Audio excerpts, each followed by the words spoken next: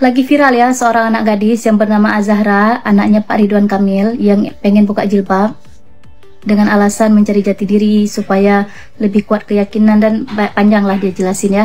Sebenarnya kita tuh bukan urusan kita, ya kan? Urusan dia, suka-suka dia, mau dia buka kek, mau enggak kek, sebenarnya itu bukan urusan kita. Tetapi kenapa bisa menjadi urusan orang lain? Karena dia public figur, terus dia publish ke media sosial.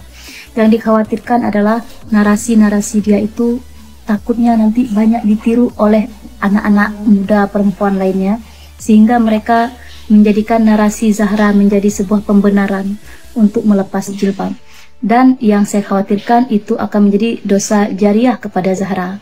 Nah, ini adalah permainan kata yang sangat bijaksana yang padahal menjerumuskan.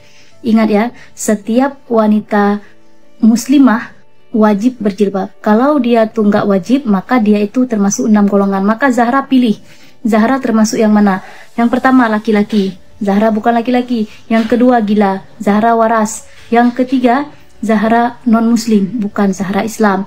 Yang keempat budak, apakah Zahra budak? Bukan juga. Yang kelima, Zahra itu adalah anak-anak, enggak, dia sudah dewasa. Dan yang keenam, kita boleh lepas jilbab ketika kita bersama mahram kita. Nah, pilih saja yang itu, maka gak apa-apa buka jilbab. Tapi di antara keenam itu Zahra tidak termasuk. Maka jilbab itu wajib hukumnya kepada orang-orang yang tidak termasuk ke dalam 6 tadi. Gak usah mempermanis kata-kata, gak perlu. Semanis apapun kata-kata, ketika kamu buka kerudung kamu dosa. Udah, selesai itu aja. Gak usah bilang mau cari pembenaran, cari keyakinan, mencari jati diri. Jilbab ini sendiri adalah jati diri. Kan lucu ketika kita mencari jati diri, kita melepas jati diri. Itu aneh. Saya hidup di Bali, saya terselamatkan oleh jati diri. Hampir aja saya beli itu anggur wine tuh, saya pikir sirup membuka puasa. Coba kalau saya nggak pakai jilbab, abang tuh udah kasih saya. Begitu saya buka puasa kan, fly lah aku ke langit ke-7 ya kan. Itu karena saya apa? Ada jati diri. Hampir juga saya pergi beli sate babi di Kuta karena rame kali yang jualan, dan dia warung tenda. Nggak nampak malam-malam itu, nggak saya tengok tulisannya. Ikut ngantri, dibilang sama abang-abang, mukanya agak Cina-Cina sedikit, Mbak ini sate babi Mbak. Karena apa? Karena dia tengok saya pakai jilbab. Terselamatkanlah kita oleh jati diri. Kenapa orang mau pergi cari jati diri, dia lepas jati diri? Aneh kan? Lagi pula, kenapa orang mau cari jati diri kok jilbab yang dilepas gitu loh? Kenapa nggak lepas yang lain aja? Lepas sendal kayak bapak-bapak India yang di Bali itu, dia nggak pakai sendal sampai sekarang. Itu jati diri dia. Kenapa harus jilbab yang dibuka? Apakah jilbab ini menghalang kita mencari jati diri? Padahal jilbab sendiri adalah jati diri. It's so funny. Terus ya, apapun itu, semoga ini nasihat ya. Kalau nggak mempan untuk Zahra tuh nggak apa-apa. Dia ada mama bapak dia yang ngurus dia. Kita sebagai orang tua dah tahu kan bagaimana mengerikannya masa ke depan. Jaga anak kita baik-baik ya, jaga diri sendiri. Yang punya anak perempuan, mulai dari kecil latih terus, supaya nanti waktu besar dia enggak lagi berat hati. Kalau udah besar nanti dia kita paksa pakai jilbab kan, dia dapat dibilang alah gerah, alah panas. Tapi kok dari kecil, insya Allah lah sambil kita doain kan. Bahkan ketika dia keluar dia udah malu karena dia merasa mak jilbabnya mana. Hal-hal kecil. Oke ya, ini adalah nasihat untuk kita semua ya, enggak untuk personal.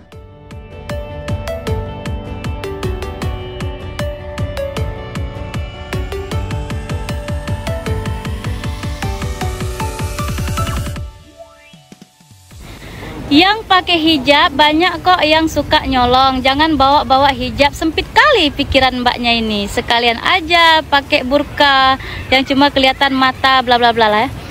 Kayak mana ya? Saya mau nanggapin pun lucu karena yang komen ini non muslim. Mbak, setiap kali ada video saya tentang Islam, itu nggak ngajak-ngajak Mbak. Kalian tuh nggak diajak loh. Tapi kok merasa terpanggil, itu yang saya heran. Saya juga nggak niat untuk menjelaskan kepada Mbak karena nggak ada gunanya. Saya ini bukan orang yang pengen ngajak-ngajak umat lain untuk login, enggak. Saya nggak ada ilmu, belum ada kapasitas sampai ke sana. Saya cuman saling sharing-sharing di kalangan lingkungan Islam saja. Jadi kalau mbaknya komen gini, saya jelasin pun percuma. Mbaknya bukan dari lingkungan agama kami. Jadi kita ini masuk dalam circle masing-masing saja ya. Mbak nggak punya circle kah? Sedih kali kok. Jadi kan Mbak kan, au pelak Batak do au. Uboto do dari namamu itu ya Elizabeth Sinaga ya. Aduh ya Allah, lucu kali. Kok merasa pula dia ya, kayak merasa terpanggil dia dengan videoku. Padahal videoku tentang Islam, tentang jilbab. Dia sendiri nggak pakai jilbab, dia yang sewot. Padahal nggak ngomongin dia, dia merasa tersebut. Nggak ngajak kamu loh Mbak. Aduh ya Allah. Jadi kalau setiap kali ada video saya tentang dakwah-dakwah apa-apa, saya bukan niat berdakwah pun ya. Itu hanya untuk orang Islam saja, di lingkungan kami saja. Camkan baik-baik ya, jangan merasa ya, jangan kayak sensi tak menentu ya, nggak ngajak kalian. Bener gue bilang, saya itu tak ada kapasitas untuk menyinggung agama orang, karena saya pun kurang ilmunya.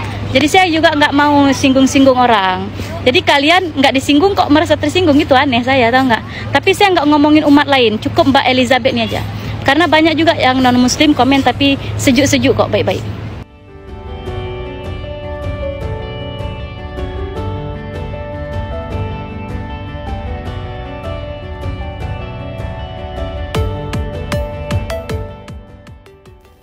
Astagfirullah, semakin menjadi-jadi komentarnya ya. Aneh benar ini. Soalnya kan komentar tentang hijab ini seharusnya kan diantara sesama muslim kan. Tapi yang sewot itu adalah yang non muslim. Jadi begini ya Mbak ya, yang namanya media sosial sekarang itu sudah menjadi sarana dakwah oleh semua agama, bukan hanya Islam saja. Ada lihat nggak, ada satu pendeta yang gaul yang tentang war takjil, banyak orang Islam juga join nonton ceramah dia di dalam gereja. Kita suka, kenapa? Nggak ada singgung-singgung. Jadi kita pun rasanya senang ya melihat toleransi kayak gitu kan. Jadi kita ini kalau seandainya pendeta itu cerita tentang kekristenan yang mana tidak ada hubungannya dengan Islam, yang nggak menyinggung Islam pun dia, kita kalau suka kita dengar, kita simak baik-baik, kita komen kalaupun kita suka komen yang baik. Tapi kalau kita nggak suka, kita skip, kita leave. Kenapa? Itu bukan ranah kita. Kalaupun misalnya kita tuh nggak sanggup menahan diri untuk pengen kali ini nggak suka nih, pengen ngetik, nggak usah. Ingat, sadar diri. Ini bukan bagianku, ini bukan tempatku. Udah, itu ya Mbak Sinaga. Jadi gini, yang memecahkan Indonesia itu nanti jatuhnya yang kayak gini, karena suka sekali menerobos pagar orang. Nanti kalau ada lagi, Allah orang Islam juga banyak kok menerobos. Biarkan orang-orang Islam yang seperti itu, kita jangan. Misalnya ada kok banyak juga orang Kristen yang suka menerobos pagar orang, suka komen. Biarkan orang Kristen yang itu, Mbak jangan. Mulai dari diri sendiri saja. Gak usah komentar tentang orang. Gak sanggup kita atur semua manusia di muka bumi ini kan, untuk jangan ikut campur, jangan ini, nggak bisa. Kita saja tahan diri sendiri ya. Contoh kayak gini, kan saya cerita tentang hijab, maka itu tentunya untuk muslimah. Kan Mbak kan Kristenia, jadi lama. Oke ya. Yang pertama, saya tak ada guna pun cakap dengan Mbak pasal hijab nih. Tapi karena udah komen gini, saya akan kasih sedikit saja saran untuk semua yang dengar, termasuk orang Islam ya. Kita ini kan sudah Allah kasih kecerdasan yang mana sedikit saja Allah kasih itu. Jadi kok seandainya kecerdasan tuh seluas lautan ya, Allah kasih kita setetes saja. Jadi dengan ilmu pengetahuan kita yang setetes tadi itu, kita pakai untuk mendebatkan aturan Allah, kita pakai untuk mendebatkan hukum Allah, kita pelintir-pelintir dengan kata-kata yang baik. Misalnya kayak gini, mbaknya ini terlalu mengagungkan hijab, padahal pakai baju kebaya dan baju kurung itu juga sopan. Saya nggak suka agama Islam seperti ini, sok suci, sok benar. Ini adalah kesombongan. Loh kok kita yang ngatur gitu loh?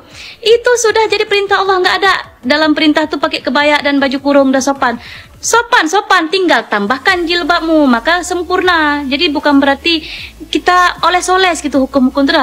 Bahaya nih, dosa besar tuh. Nanti banyak orang merasakan, Allah nggak apa-apa lah, aku yang penting kan ada baju sopan. Nggak ada cerita. Ini contoh ya, kalian mau pergi sekolah ya. Kalian itu ada seragam di sekolah itu. Terus kalian nggak mau pakai, kalian pakai baju lain. Yang penting sopan. Hah? Terus kalau kalian ditangkap polisi ya, terus kalian nggak pakai helm dan kalian bilang apa? Enggak Pak, saya sudah menghelemin hati saya.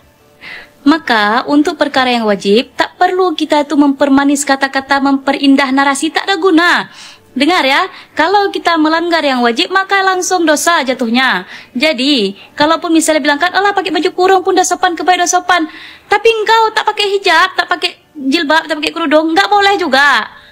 Oke, nggak usah dipelintir-pelintir biar cantik, biar manis kata-kata tuh, biar terpukau orang-orang dengar, biar nampaklah engkau nih orang paling toleransi sejagat raya. Tak perlu. itu di kalangan Islam. Lagipun mbaknya kan tadi bukan Islam kan. Ya udah saya anggap aja bicara dengan orang ramai lah nih ya. Sekalian untuk nasihat juga sama mbak untuk tidak ikut campur lagi kalau tidak bisa berkata yang baik. Nah, jadi untuk perkara yang tidak wajib, contoh nih kan banyak juga yang komen saya tentang tindik hidung. Itu kan bukan perkara wajib. Apa hukum perhiasan saja. Ada juga yang bilang itu kan ikutin budaya Hindu. Enggak juga, sebab saya tindiknya di India. India itu yang pakai ini pun adalah orang Islam. Dan ibu angkat saya juga yang bilang saya untuk pakai tindik hidung karena saya sudah dianggap seperti anak dia. Setelah saya pakai tindik hidung, suami saya pun suka. Dia bilang itu jangan buka cantik, pakai abang suka lihatnya. Jadi saya bilang bang nanti dikatain orang enggak usah, abang suka lihat dia cukup. Maka yang menjadi wajib bagi saya adalah ketika mematuhi suami saya. Nah, tapi kalau seandainya ada satu siapapun lah ya yang bisa mendatangkan bahwasanya tindik hidung haram, saya buka. Jadi kan saya lebih mengedepankan hukum Allah kalau emang itu haram daripada saya menuruti suami saya kalau dia menyuruh saya kepada yang haram. Tapi kan ini bukan perkara haram, maka wajib bagi saya untuk mematuhi dia. Jadi jangan sampai kita menjadi pemecah belah kedamaian yang ada di negara kita ya. Mulailah dari diri sendiri.